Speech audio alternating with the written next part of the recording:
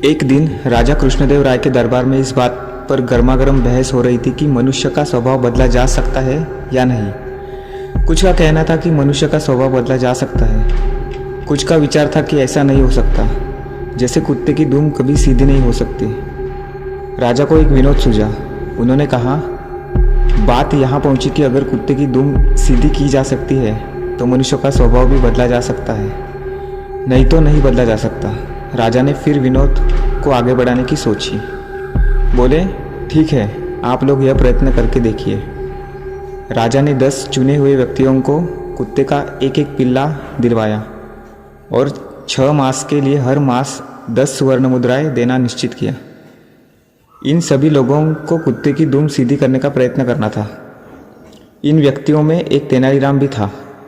शेष 9 लोगों ने इस 6 महीने में पिल्लों की दुम सीधी करने की बड़ी कोशिश की।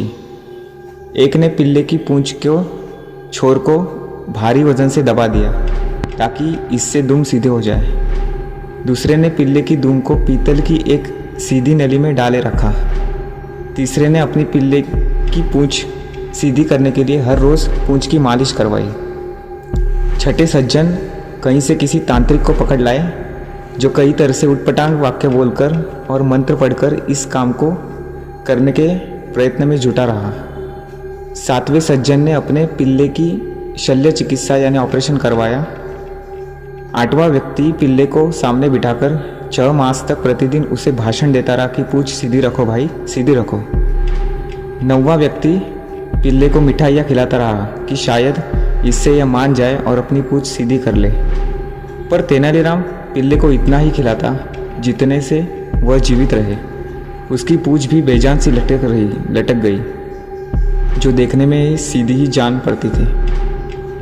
6 मास बीत जाने पर राजा ने 10 पिल्लों को दरबार में उपस्थित करने का आदेश दिया। 9 व्यक्तियों ने हट्टे कट्टे और सस्ते पिल्ले पेश किए। जब पहले पिल्ले की पूंछ से वजन हटाया गया तो वह एकदम टेढ़ी होकर ऊपर उठ गई। दूसरे की दुम जब नली में से निकाली गई, वह भी उसी समय टेढ़ी हो गई।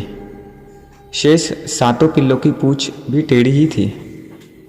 तेनालीराम ने अपने अधमरा सा पिल्ला राजा के सामने कर दिया।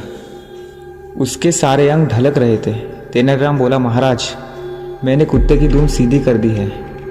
दुष्ट कही के, राजा ने कहा, बेचारे निरीह पशु पर तुम्हें दया भी नहीं आई। तुमने तो इसे भूखा ही मारा।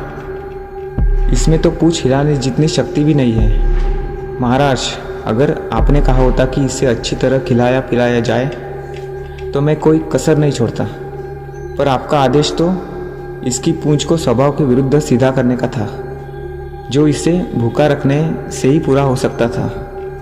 बिल्कुल ऐसे ही मनुष्य का स्वभाव भी असल में बदला ही नहीं जा सकता। हाँ, आप उसे काल कोठरी में बंद करके उसे भूखा रखकर उसका स्वभाव मुर्दा जैसे ज़रूर बना सकते हैं। धन्यवाद।